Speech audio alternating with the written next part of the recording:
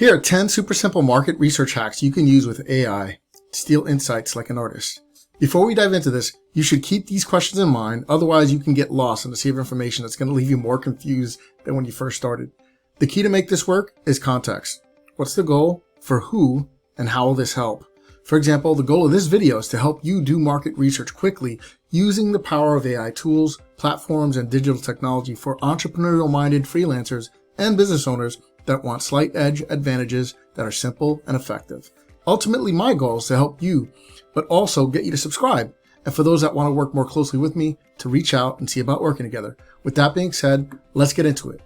Number 1, channel keyword research on YouTube. YouTube itself is powered by its own AI algorithm. So technically, you're using AI whenever you use YouTube. Okay, so the first thing we're going to do, I'm using Bing's browser, the Microsoft Edge browser, because it has Copilot built into it. Copilot, as far as I understand, is essentially ChatGPT 4.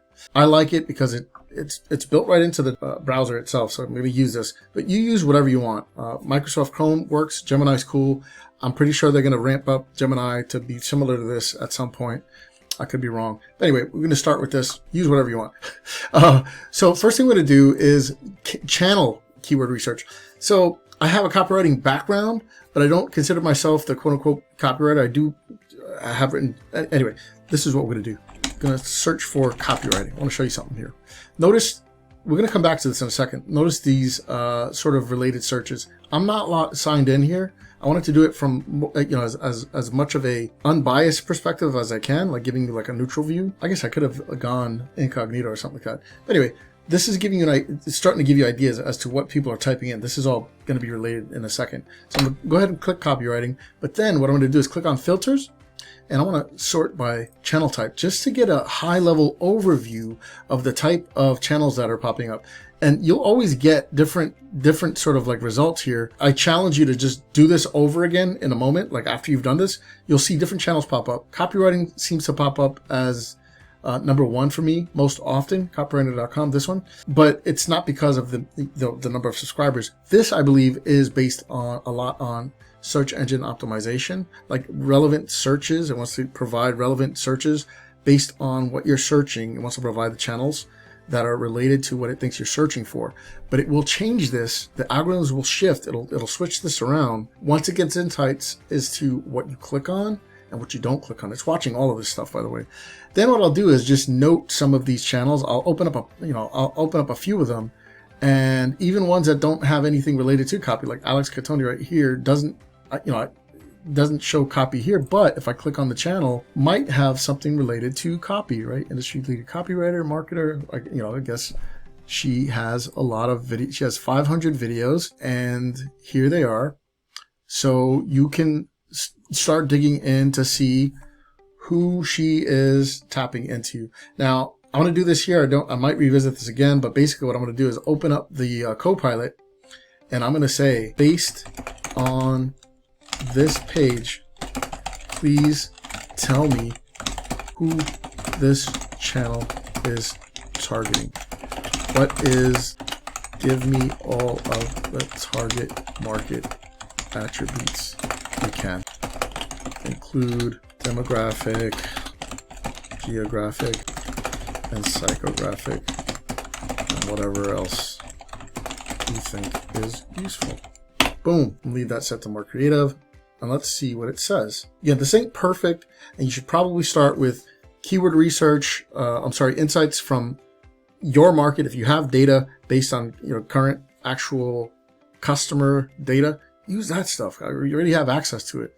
But if not, this is a way to hack what other people are doing, how they're targeting them, to give you an idea of how to go after them as well. She's also targeting entrepreneurs and content creators interested in monetization strategies. It's all global, English-speaking folks, individuals seeking self-improvement, productivity, and personal development in areas like video editing, music, and podcasting, behaviors, users looking for educational content on marketing, advertising, and online business. The channel caters to diverse audiences with interests ranging from business and marketing to music and personal growth. It aims to provide value through informative and engaging content. I want to get back to this, but before I do, let's go ahead and get to the next thing here. Next, we're going to find videos doing keyword research. This is useful for finding what the algorithm thinks is relevant to the search term the user enters into the search bar. It also has implications relevant to paid ad placement and content you should include in your videos if you're going to use YouTube in your organic marketing strategy. Be aware of titles, thumbnails, descriptions, and keyword tags, which I'm going to show you how to find pretty easily for free in a bit. Okay, so here we are again in Bing, and we're going to do a search for, with this example, we'll use high ticket closer. Notice again, all these other keywords, these are keywords that are actively getting searched for inside of YouTube's browser, on YouTube itself. And if you look at the filters, its default is by relevance, and the type, we'll make sure it's video. I believe it's video by default, but it might, with the relevant search, it might populate both videos and channels. So I want to make sure just the videos are included. I don't think it'll change too much. I could be wrong. Probably, okay, it didn't change once this went down one. So notice some of the videos themselves, the ones that are listed at the top, the ones that are most relevant videos, may not necessarily have the most amount of views. View popularity can also be based on how many subscribers they have, how many videos they have, right? It shows consistency. The algorithm favors those that are contributing relevant, frequent, on a regular frequency. But the things that I want you to note, some of the things that I think are useful are, what are the, if you're looking at this, at the results, think to yourself, which one of these things do I want to click on? Like, which gets you to click on it first? Because the algorithm's actually looking at you, what the hell you're doing as well, which one you're clicking on, which you're avoiding. So just think through these. Like, this one really caught my attention. The other things you want to take note of are the image themselves of the video, the title, obviously, and what's in the description. You can't really see what's in the description from here, but I'm also subtly noting, just on a very, very subtle, kind of like on a passive register, is how long ago it was posted, as well as how many views it's getting. So these are all sort of like clues as to what I'm finding. And again, I'll do the same thing here that I did with the other search. Based on this page, please tell me what all the titles have in common. All right, so this wasn't able to parse the actual titles from here, but you can highlight it and do it yourself. So actually, this is cool. This highlights a slight limitation of Bing to figure out what's going on this page. So what I will do, I'll show you one other way to do this, and you can go on and on forever with this stuff, but I'm just going to copy this. I'm going to see if this, here are the titles. Topic majority of the videos are educational, content focused on teaching viewers about high ticket closing, educational, target audience. Okay, this is aimed at people that are looking to improve their sales skills. Okay, that might be useful, perhaps. Another way to do this, let's say you find one that you find interesting, like you want to, let's see here. This one, for example, is just one that I find really intriguing. What I will do with this is I'll just take the video's URL, copy that, right? And then I'll open Gemini. Gemini's Google's. YouTube is owned by Google, so I use Gemini because I figure it has its data baked into it. Gemini will tell you its interpretation of the, of the video, what this video is about, and give me the top lessons it's trying to give the watcher. Gemini's going to do this thing. It says who this video is about, how he earned 80 grand in 30 days. So I don't even have to watch the video. It already reveals the truth. As a remote closer in 30 days, he shares his experience that he learned in the process. The lessons: find a company in a high demand industry, learn sales, be persistent, develop a routine. All right. Now, what I would do, without belaboring this in this video, is I would do this again with all the other videos on that search. All of the rest of these things. I'll go back here because it's going to relist what I just saw. And I'll do this again with all of these videos that I find interesting. I'll do it up to like 5 to 10, something like that. You'll find some useful things. And then what? Then you can take that insight and either build your own video or a series of videos or lead magnet or what have you. This is all useful fodder stuff that the platform is serving up to people that search the platform. It gives you clues and insights as to what it is that you should be covering in your own videos relevant to whatever it is that whatever your topic is. On to the next thing. We've kind of already seen a little bit of this, but here we're going to reinforce analyzing content to get a sense of who it caters to, and also get a sense of how to make it better or easier to understand or more useful for your own particular situation. Okay, here's the same deal. We're not signed in. Again, this will change based on your viewing habits, whether or not you're signed in, whether you're using a VPN, and so forth. If you're doing research, if you're trying to dig in, you want to get a sense of who a channel is catering to and why. Like, you want to get a sense of an avatar. This is some of the stuff that you should and could be doing in order to do that. If you notice here, this particular page, it's taken into account. It already knows kind of some of the stuff I've been looking at or searching around on. Notice these tabs up here also, these change based on your viewing habits. What I'm going to do is just start typing in, I have no idea, the best. Notice as you start typing, these things change. It gives you a sense of what's happening out there, right? What people are searching for. The best, I don't know, way? The best way to learn English. There we go. First thing, the best way to rank up in Fortnite. The best way to make money in GTA. The best walk-up songs for baseball. Interesting stuff. So this is what people are searching for. Again, I'm not sure exactly how this stuff works, but it is suggesting what other people are searching for based on the letters that you have typed in there, what's in there right now. So I'm going to use the best way to learn English. As far as I know, by the way, there are no tools that tell you exactly how much these terms are searched for on YouTube. The best approximation you can get would be to use Google itself, but it's not telling you exactly what people are searching for on YouTube. All right. No matter what the resource tells you, there's nothing that'll do that. There's only database resources that give you inklings. Anybody that tells you they know exactly what people are searching for on YouTube, lying to you, or at least not giving you the full truth. Okay. Best way to learn English. This one's got 2.3 million views. 9 secrets to learning English fast. Notice these are kind of older. This guy's video is appearing twice, so I'm just kind of perusing to see who's showing up. Then if you're a fan of Elon Musk, I guess he's going to teach you how to learn anything. Maybe English as well. I don't know. This stuff is all useful. Again, taking cues as to what is getting you to click on the thing. YouTube's trying to figure out what the hell you're looking for. Is this guy actually looking to search for English, or does he want to learn what Elon Musk has to teach about learning, right? So it's giving you all of these different views, and this will change again. I bet you any minute it'll change if I just search again. Let me see. Yeah, now this is at the top. This thing moved from way at the bottom up here. Again, it's just taking into account what is this guy trying to search for. It's like a slot machine almost, a little bit, in my opinion. Okay, so now what I'm going to do is, see, now let's say I clicked on this one just for whatever reason. This one caught my attention, and I'm like, I want to learn this one. What I'm looking for here is not only what the video is about. At this point, I'm also curious as to what the channel is transfixed on, because TEDx, if you're not aware, is all about all of these disparate, cool, super intelligent idea exchanges, like people that have done some amazing things or have some amazing insights to impart. But let's say you didn't know that. Let's say you're just experiencing this for the first time. What I would do is I would open this up, make sure that all of this is open. I might use Gemini, I may not, but I'm trying to get an overall context of this particular video and the comments. There's a ton of comments, and I don't know how many are going to be displayed, but I'll scroll down a bit so that a lot of it is put out there. And then I'll just simply ask Copilot to tell me, what is this video about? Tell me who the target audience. I smashed that. That's what smashing the like button is. Give me a smash if you like this. Quickly and effectively, target audience is characterized by blah, blah, blah. And as you can see, it's giving us some useful stuff.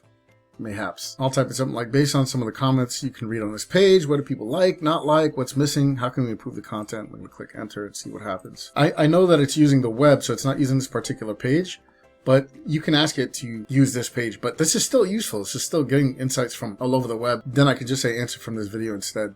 Use this page. Now I know what source it's referencing.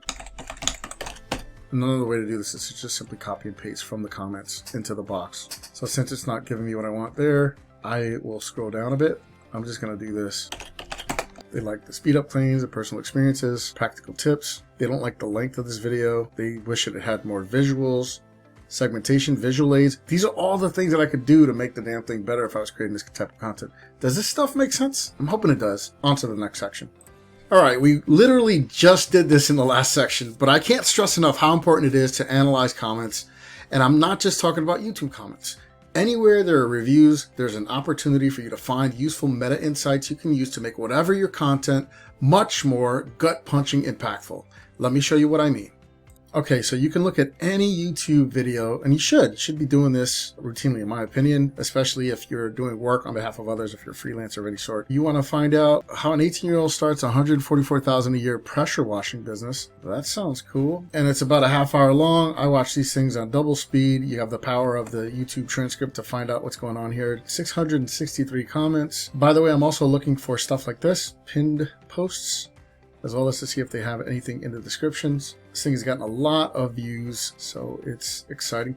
This is also useful. A lot of the times, if you can see headline, the timestamps of things and it's titled, this can offer some insight that you might want to analyze. Again, just simply take this stuff in, copy and paste it into your favorite AI tool, and analyze it. Yeah, do some research on it. find out which ones are getting searched for, where they're spending the most time on this stuff. Get some ideas. But taking the comments, we just showed you how to do this in the last video. Just, open up a Copilot and start analyzing comments. What you can also and should also do is see about what people are, let's see, if you are starting your own pressure washing business, you might want to know what people on Yelp find useful for pressure washing. And let's say we did Jersey City. I don't even know if that's a thing out here. I'm going to find out what the reviews say. Let's see one with, I don't know if you can sort by most reviews. Damn, let's do that. Where are the number of reviews? I think they'd make it easy for us. Oh, these are sponsored results. That's why. You get down to these. So I'm looking for the stars here. This is what I was looking for. This one's only got one review, one review, one review. Not a lot of pressure washing activity going on here. Even though I said sort this by the most reviews, this one's got 7 reviews. How come this is not first? Yelp, is your algorithm stuff broken? I don't know. Let's go ahead and click on it. See what we can find out. And again, like all of these platforms give you tools and clues as to what other people are searching for to help you refine your searches so you can find what you need. But if you're starting a business, it's useful to know where your competitors are lacking. And this is kind of how you do it. Same is true if you're doing research on behalf of your clients or if you're a freelancer of any sort. This is useful for you to do. Find out what they're saying.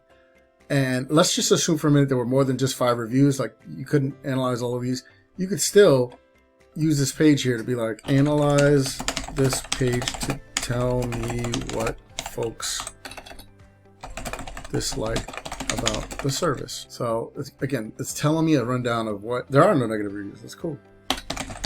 Business owner. Remember, you want to get very specific with your prompts. The more clear and goal-oriented your prompts, the better the responses you'll get. But I do dig that Copilot is taking some time to scour the web to hopefully give me information that's useful. I'm imagining in my head that this thing is going to different Yelp review pages to find things. I could be wrong. You could just completely be making this up, like completely. But so far, it's been pretty useful in the stuff that it's been giving me. But again, it's better as a brainstorming tool, as a brainstorming partner than not. And it's free. Like, what the hell is like? It's at least part of your desktop browsing experience wherever you might be experiencing this stuff. So this is like a cool top 10 list that just vanished right before my eyes. But it's all listed here. It's something to take into account. This is all content that you can note, put out there as your own unique advantage until everybody else catches up to how wonderful you do things, right? You can do the same thing on Google My Business. You can do this on Fiverr, on Upwork. You can do this anywhere else that you see customer reviews. Very, very useful. On to the next thing. Do this with any and all customer reviews on any and all customer review sites. Do this for yourself, your own business, or on behalf of others. I know this seems redundant, and probably is, but it's hard to overemphasize just how many different situations that this concept can be applied. Let me show you what I mean. All right, like I said before, you can do this on Yelp. Scroll down, see something, it has a number of reviews, but doesn't seem to be doing well. Let's see here, Forma Pasta Factory. This has 203 reviews. Might click on that. I'm starting up a restaurant, or if I wanted to do work on behalf of this guy, they're smart enough to know to collect reviews. I would just basically ask Bing to tell me, what is this thing doing wrong? What do the people love about this? What do they hate about this? The more of a boast, the better. It's telling, it's revealing, right? Just go into Copilot or Gemini or ChatGPT, whatever you're going to be using. type the thing in here and start getting some insights, what you can do better, what they need to include. Same thing with Bing Maps or Google My Business, which is probably a little bit more, not a little bit, a lot more well known, but it works over here as well. I'm using restaurants because it usually has a ton of reviews. It looks like Bing pulls in from different review sites like TripAdvisor, maybe even Facebook. I'm not too sure. The way to get to their maps is through here, restaurants this way. Let's say I wanted to I'm looking for a good Italian restaurant or a good Italian restaurant to do marketing for, or what have you. I'm going to find out what people are saying about a thing. You know, I'll use this one, Vine and Oak on TripAdvisor. Open up the Copilot, type in the research, and ask it to help you out. If I were starting up on Fiverr, I'd do the same thing. Look for who's kicking butt on the platform. Zain Saeed is doing it for, what is it, website design. He's got over 1,000 reviews. If you want to know what people love about him, what he offers, analyze this page to find out how you can do it yourself. You can even take the description, have this thing rewritten in a way that's a little more conducive. Again, using Copilot. Copy and paste it into here. I don't want to belabor this because I don't want to bore you to tears with something that I've shown you how to do. Just rewind this video, go back to the earlier sections and see what can be done. Let's get to the next section. All right, this doesn't seem like an AI research hack, but I promise you that it is. Over the course of doing the research for this video, I found the resources that follow this meta format do the best, whether that's growing an audience, getting a customer, or making a new friend. If you're just discovering this channel and you've gotten some value out of this video so far and you haven't done so, smash the like button, consider subscribing, hitting that notification bell so you don't miss out on any future content. With that being said, on to the next thing. All right, this is going to help you find content you might not have found otherwise. This is one way how you sort and sift for gold online. Discovery. It's the reason we doom scroll Facebook, but then once we come across something, we start to research it on sites like Google and YouTube. Let me show you what I mean. Okay, here I'm using Bing's browser, but I'm on Google. So let's just say, for the sake of argument, you're looking to find out what, I don't know, entrepreneurship, I don't even know how to spell this. Top entrepreneur YouTube channel. Usually when you do searches like this for the top or the best, stuff like that, usually this shows up, which I dig. It gives you 15 more. One of the things I like to do is just to peruse, to find out what's out there. Number one, who are the best and who are kind of lesser known. And I'm looking for people that interview others. Tim Ferriss, I know, does that. So does Noah Kagan. And I can't remember exactly how I came across this human, but I do know it had something to do with some bit of content. Like I know it was, I'm just going to share it with you, but this is how this is sort of kind of how this stuff came about. What I was doing was I wanted to research something about boring businesses. That's what it was. Yeah. Boring business YouTube channels. And this is how it came. Yeah. I was looking up boring business advice or something like that. Boring business advice. I think this is it here. I think this is the one I found. Oh, it was. Okay, perfect. Okay, so I found it about a year ago, and this was what I found. So I want to give you a clue about this stuff. This right here is the ultimate guide to buying and running boring businesses with Cody Sanchez on the James Altucher Show. So what I like doing is perusing around like different podcasts or interview formats to find people. And then what I, after doing this is, again, I'm researching on a platform, but I'm telling you can do this stuff with anyone's content to start ideating. Use listening tools and research tools to do this. I'm going to give you a few here, the ones that I use. So let's see here. I typed in Cody Sanchez. What you can do here from this point is clicked on her name, and I found out she's got a bazillion subscribers. So I was already like, holy crap, I never heard of this lady. But, she has 1.15 million subscribers, 370 videos. Now, what you can do is take the URL, right? And then you can go to something like the Hoth. It's a free research tool. Or use Google's got a tool too, right? It's Keyword Planner or whatever. And I wanted to know, I just want to research keywords. I'm not a robot.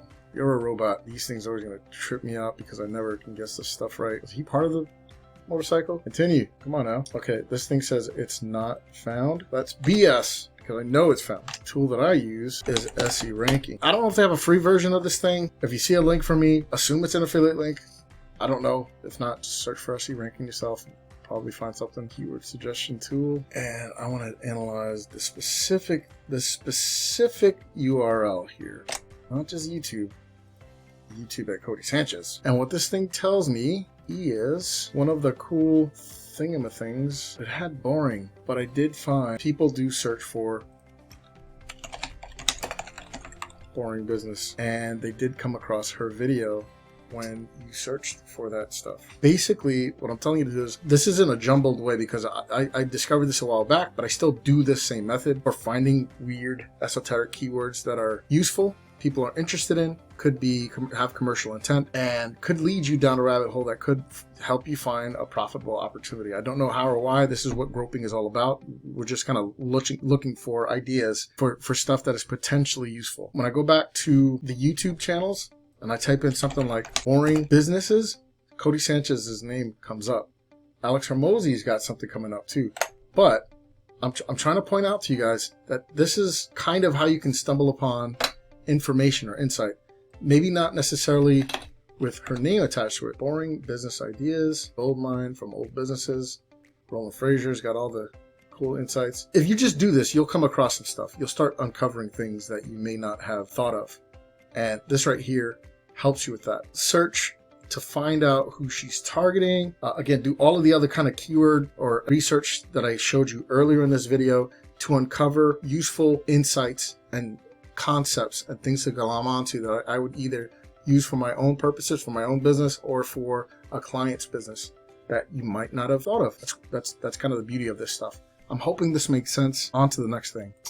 In this section, we're going to talk about how to find out where there might be some gaps or differences you can use to position yourself, your content, or your client's content uniquely in the minds of target prospects. Okay, so in the last video I showed you, if you're on YouTube, for example, I like using YouTube because it has an endless amounts of discovery content. Anyway, so I started typing in boring business. Sanchez came up, Hormozy. So let's just use those two. What I showed you how to do before is open up the channel. If you're on Bing, actually you can do this. I think you can do this stuff on Gemini as well. Anyway, I use either ChatGPT or Bing primarily for this stuff. So you can just take the URLs, right? Open up a new chat thing, click on Bing's chat thing, and it opens up its own, like, the mothership Copilot hulala. And what I want to do is ask it to please tell me is the target market audience for both of these two YouTube channels.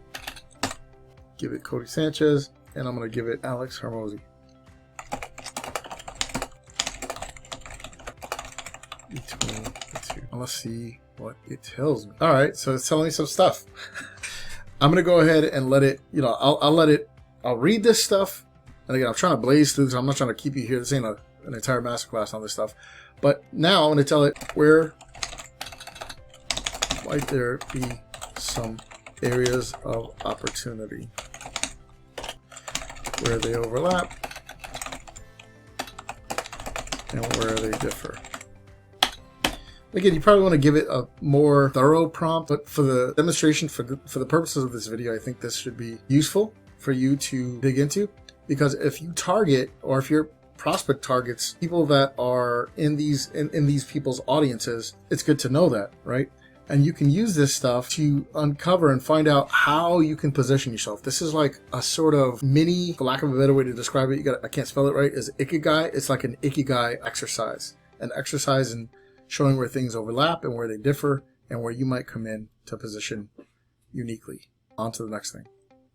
All right, here's how you cross-reference using other market research tools. Some free, some paid, all of them useful. I'll include links in the description. If you have questions, please make sure you drop them in the comments and I'll answer them down below. Okay, this ain't an all-inclusive list. This is just a whole bunch of links and resources that I use on the regular. I routinely use Google. It still accounts for, like, I think it's something like 60% of the internet, something like that. People do searches using Google, and it's profoundly useful. If you search, you have trends, stuff that are trending right now, it gives it to you right here. When you start typing something in, right? Best business, credit cards, advice, top YouTube earners. Like, you know, this is all useful stuff. I think one of the things I like doing is to find out who's earning what, what's the layer of, you know, like what types of channels are out there. But I digress. This is going to be a short section.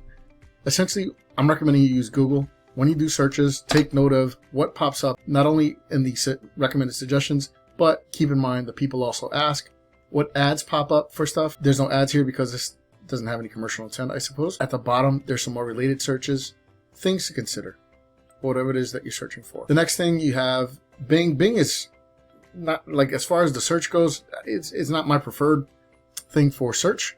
I use it every once in a while, but I usually go here for the Copilot. It's, you know, it's got ChatGPT 4 baked right into it. Google Ads, this is where the keywords planner is now. You sign in, you can take into it, it has its own keyword recommendation list. Do it by keyword suggestion research or by what domains are searching for. And one little tidbit I'll give you here, maybe we could talk about it in a different video, is when you give it when you start doing keyword research based on a domain, you'll uncover some of the weirdest, some of the coolest, and in a lot of instances, some of the most profitable potential non-competitive markets that are out there. One that I'm thinking of, this is kind of competitive, but it's not, you know, there's relevant, if you can think in derivative terms, you can think like, how can I go further down the rabbit hole? Stuff like metal detectors, right? There's like a metal detector type of thing for fishing. Like, for example, you should look that up. Google Ads, right? One of the other cool things that I noticed is you can apply for $1,500 in ads credit.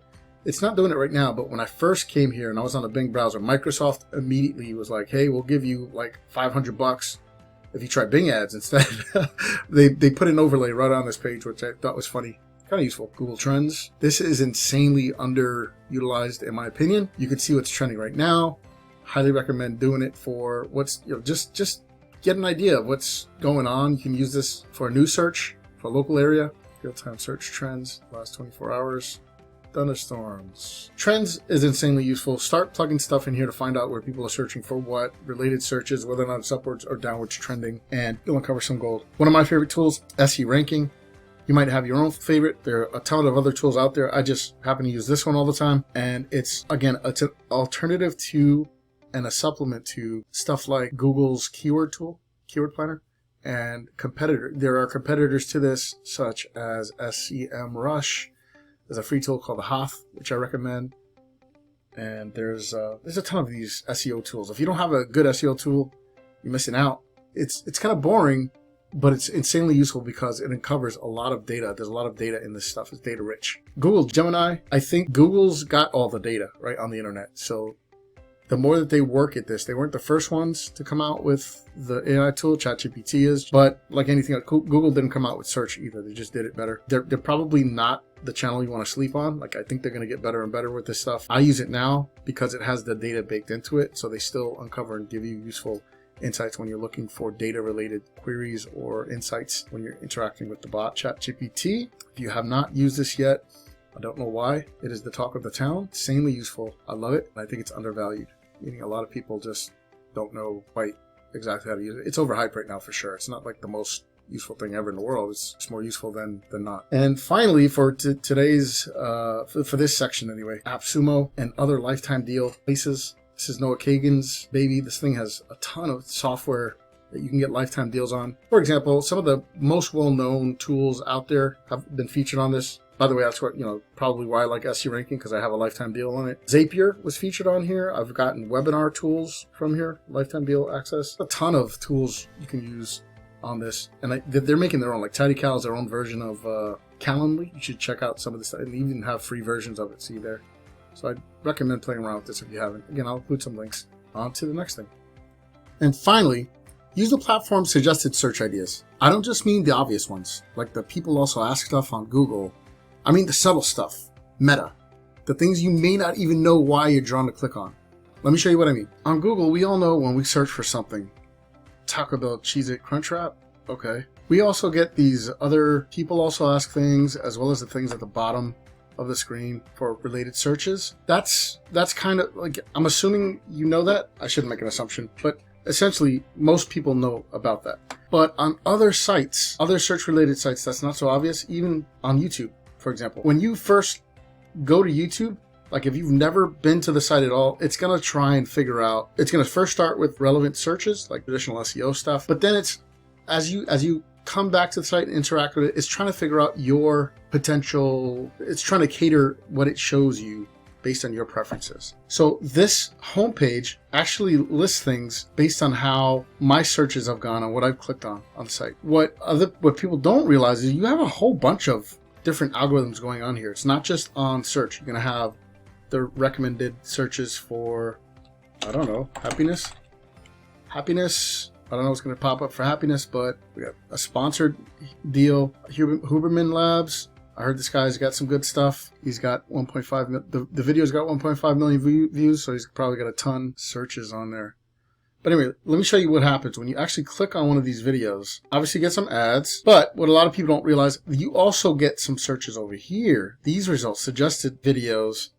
Again, part of it is firstly based on if you've been interacting with the site. This is all based on your potential preferences. Also, what other people like you based on what you've clicked on in the past have clicked on. So there's a whole lot of sophisticated algorithmic suggestion stuff going on here that is really, it's misunderstood. It's not usually something people think about consciously. Of course, you can have other recommended searches from the channel itself if it's a popular channel. But there's other things here. It knows that maybe you don't want to keep seeing this guy's stuff, even though he does have a lot of interesting stuff. You should probably consider what happens as you click down the rabbit hole. This right here is a completely different video, making $1,000 per day washing windows. But it does have to do with entrepreneurial endeavors, which is something that I've clicked on in the past. So it's probably like, yeah, this guy likes this type of stuff.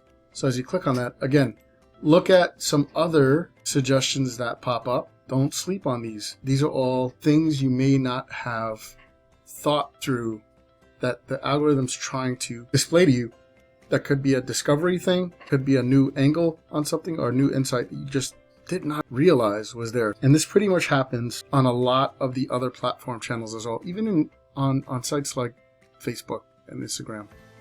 I just happen to use YouTube a lot. This platform is blowing my mind every day. Try this on a platform like TikTok, although I don't know how I'm not super familiar with the platform, but I do know that they are very kind and good to creators that are trying to make themselves known on that platform. Although I don't know about the viability of that. I do know they have the crack hit algorithm for getting people to stay on the dang platform. So hope you found this useful. If you did, please let me know how. If you didn't, let me know below what you'd like to see. And if you're not subscribed to the channel, I'd love to have you. Hopefully putting out some more useful stuff on a more regular basis. If you'd like to work with me closer, there's some links down below. I also include a link to my newsletter, which I'll also update when I have new content to share with you. But also I have bonus material that I won't share anywhere else except on that newsletter. So if you'd like to take part, please join. Thanks so much, and I'll see you next time.